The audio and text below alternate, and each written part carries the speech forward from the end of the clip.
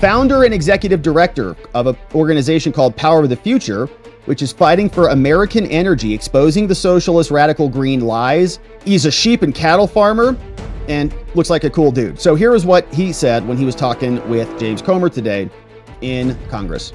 Mr. Turner, I've launched an investigation, or the committee has, we all have, into the role of former senior White House officials in possibly abusing the authority of former President Joe Biden while the former president was rapidly deteriorating mentally and physically. We will be conducting transcribed interviews of a number of former White House officials to understand who was really making the decisions for President Biden. Your group, Power the Future, has expressed concerns that over half a dozen of the Biden administration executive actions, which were signed by the auto pen, related to climate policy should be deemed null and void, again, due to the fact that they were signed by the auto pen without any public comment from President Biden confirming his knowledge of them.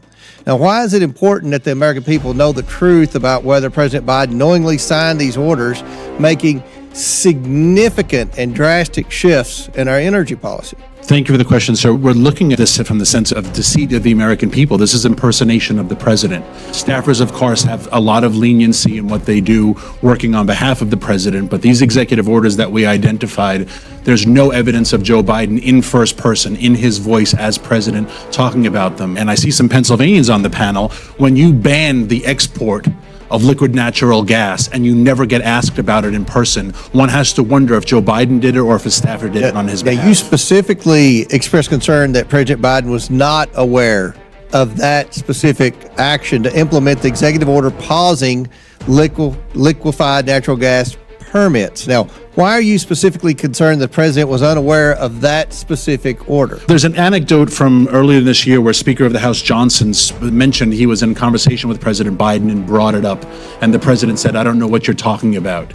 At the time, that was understood as, wow, maybe the president's a little worse off than we realized. But maybe two things can be true. Maybe he really didn't know what Speaker Johnson was talking about. Maybe he had no idea he passed this executive order. And if the president has never asked about it and he hides from the press and there's no opportunity for him to get asked in public about it, how do we know he actually did it? And these are serious executive orders. This is not... It is bizarre. When President Trump signed his executive orders, we saw him sign the executive orders. He had a big event. He was, they were talking about the executive orders. They said, this is what this specific executive order is. We never saw any of that.